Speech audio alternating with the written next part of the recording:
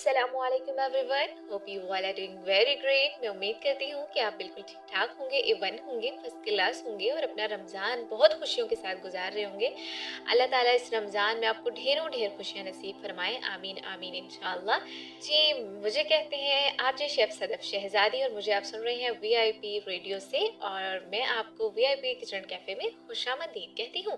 Welcome to the show. आपको पता है हमारा टॉपिक कुकिंग पे होता है। हम रमज़ान मुबारक में मज़े मज़े की चीज़ें बना रहे होते हैं, खा रहे होते हैं और ऐसा होता है ना कि वैसे नॉर्मल रूटीन में हम इस तरह की चीज़ें खाएं ना तो 100 मसले मसाइल होते हैं, स्टमक इशू हो जाता है, स्किन डिहाइड्रेट हो जाती है। लेकिन हम रमज़ान में जो भी मर्जी है खाएं ना तो हमें कोई भी मसला नहीं होता। ये अल्लाह ताला की कुदरत होती है।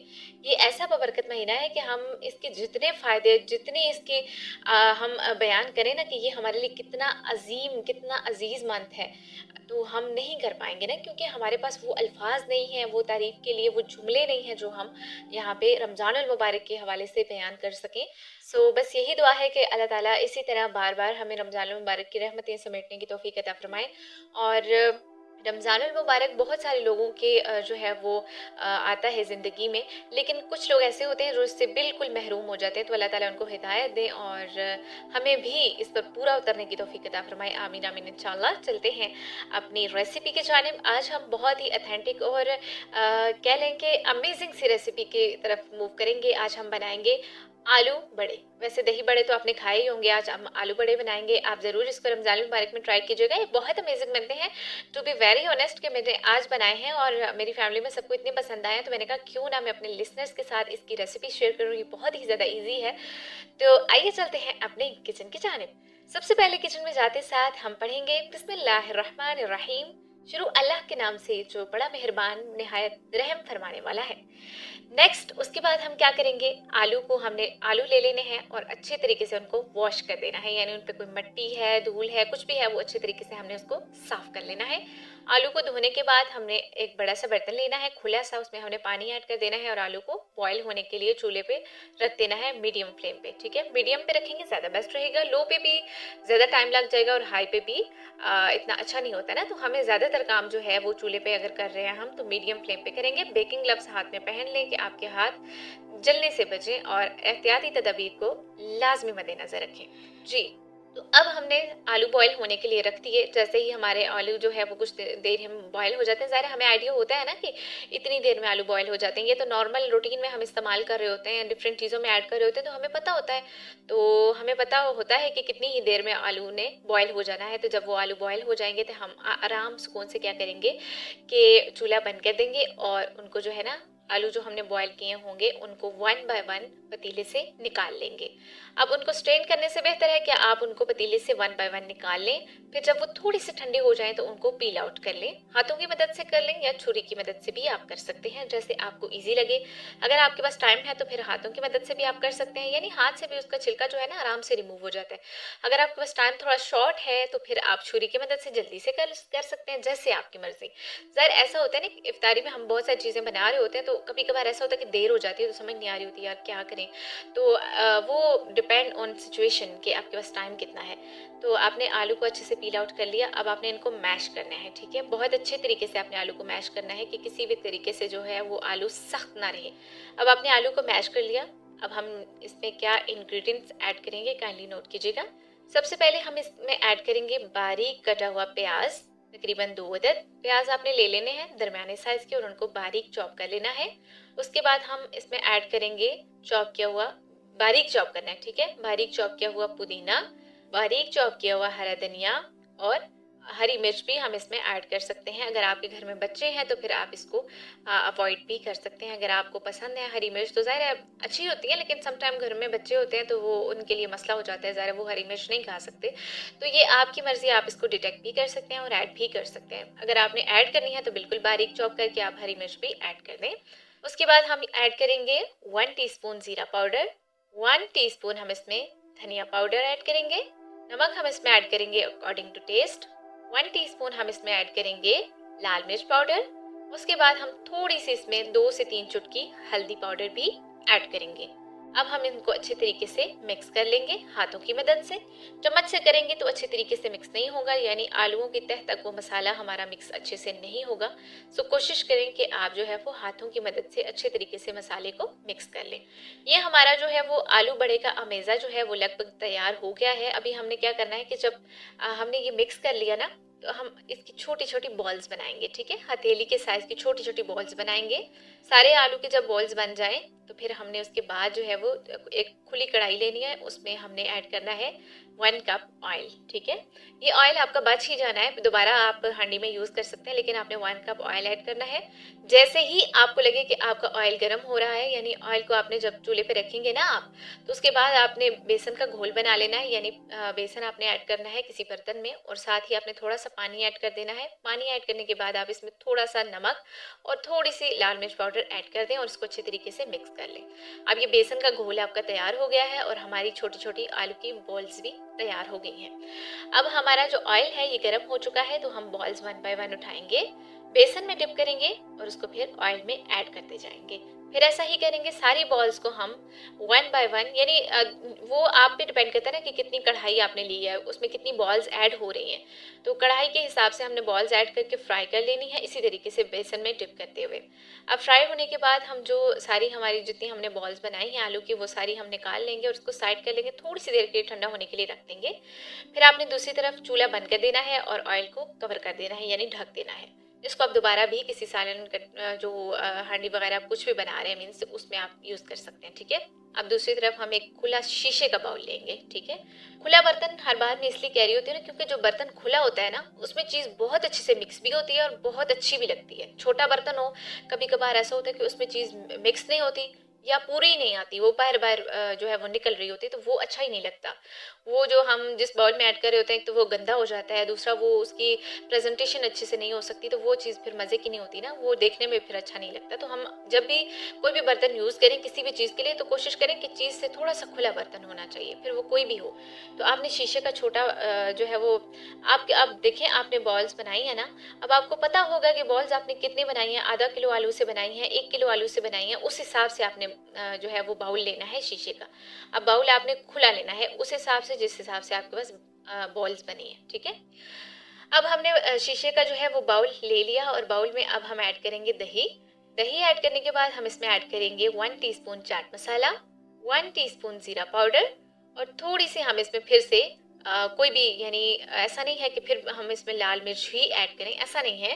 कोई जैसे एक चुटकी आप इसमें दड़ा मिर्च ऐड कर लें, या इस तरह कोई भी स्पाइसेस ऐड कर सकते हैं आप यहाँ पे। ठीक है, काली मिर्च भी आप ऐड कर लें तो वेल एंड गुड, ये तो बहुत ही बेहतरीन हो जाएगा कि अगर आप सारी मिर्च को अवॉइड करें और काली मिर्च ऐड कर लें।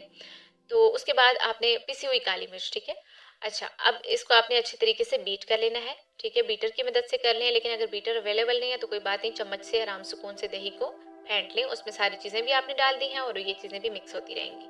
अब आपने जो बॉल्स फ्राई की हैं आलू की, उनको आपने 1 बाय 1 इस दही के अंदर ऐड करते जाना है, करते जाना है। ठीक है, अब ये सारी बॉल्स ऐड हो जाएंगी। अब आपने चम्मच इस तरीके से हिलाना है कि वो जो आपने दही में बॉल्स को डाला है वो टूटे ना। ठीक है, अब आप इसको झटके से चम्मच नहीं हिलाएंगे कि वो बॉल जो है वो ख़राब हो जाए या टूट जाए, फिर इस तरह होगा तो फिर वो मज़ा नहीं आएगा ना, ज़रा वो घुल जाएंगी दही में, तो बॉल्स इस तरह नहीं टूटेंगी क्योंकि हमने उनको बेसन में अच्छे तरीके से फ्राई किया हुआ है। तो जब जैसे ही जो है वो हमें ये फील हो रहा होगा कि बस ये मिक्स हो गई हैं, यानी फील तो होता है ना, हर चीज़ फील होती है, भले ही हम वीआई पर्सन हैं लेकिन हमें हर चीज़ का आइडिया होता है। अल्लाह ताला ने हमें बहुत ज़्यादा जहानत दी होती है कि हम हर चीज़ को ऐसे फील कर सकते हैं कि वो साइटेड पर्सन नहीं कर सकता। तो अब हम इसमें जो है वो बॉल जब ऐड करेंगे, तो जब चम्मच हम हिलाएंगे ना उसको मिक्स करने के लिए, तो हमें आइडिया हो जाता है कि ये चीज़ अच्छे से मिक्स हो गई है। तो अब हमने इसको छोड़ देना है, थोड़ा सा इसके ऊपर मजीद हम पुदीना ऐड कर देंगे गार्निश के लिए। ठीक है, गार्निश के लिए पुदीना ऐड कर लें, पुदीने की पत्तियां प्यारी प्यारी हरी हरी सी आपने जो है वो काट के ऐड कर देनी है और थोड़ी देर के लिए इसको आप फ्रीज कर लें। जैसे ही ये ठंडी हो जाए ना, मीन्स के ज़ाहिर बॉल्स तो हमने बना के पहले ही ठंडी कर ली थी, तो दही के अंदर ऐड की हैं, दही का स्ट्रक्चर भी है और बॉल्स भी हैं, दोनों मिलके ना थोड़ा सा गर्म स्ट्रक्चर हो जाएगा, वो उस तरह से नहीं रहेगा ना। तो आपने सबसे पहले फिर इसको फ्रीज़ करना है कि आपका जो आलू बड़े का है सारा प्रोसेस आपने किया है वो अच्छे तरीके से ठंडा हो जाए, तो तभी प्रोसेस आपका कंप्लीट होगा। ठीक है, ठीक आधा घंटा आप इसको फ्रीज करें और आराम से आप फ्रीजर से इसको निकालें और छोटे छोटे प्यालों में डाल के अपनी फैमिली को सर्व करें। आप यकीन करें कि सबको बहुत ज़्यादा पसंद आएगी ये रेसिपी, और आपने ज़रूर ट्राई करनी है, क्योंकि हम डिफरेंट रेसिपीज़ तैयार नहीं करते ना, तो इसलिए हमें ये होता है कि पता नहीं कैसी बनेगी। तो इसमें ऐसी चीज़ें हैं कि जो आपके किचन में मौजूद हैं, कोई चीज़ ऐसी नहीं है कि जो आपको बाहर से लानी पड़ेगी। माशाल्लाह ये ऐसी रेसिपी है और बहुत अमेजिंग भी है। ये सारी चीज़ें हमारे पास किचन में अवेलेबल भी होती हैं कि कोई प्रॉब्लम नहीं होती कि हमें बाहर जाके कोई चीज़ लानी पड़ेगी। स्पेशली सिंपल आलू ही तो है जो हम हर चीज़ में भी इस्तेमाल कर रहे होते हैं, हर किचन में अवेलेबल भी होते हैं। प्याज, हरा धनिया, हरी मिर्च, पुदीना, इसके बाद ज़ीरा और धनिया पाउडर हमने ऐड किया था, लाल मिर्च, चाट मसाला, तो ये सारी चीज़ें जो है ना हमारी इन किचन है। और ऑयल हमने ऐड किया था।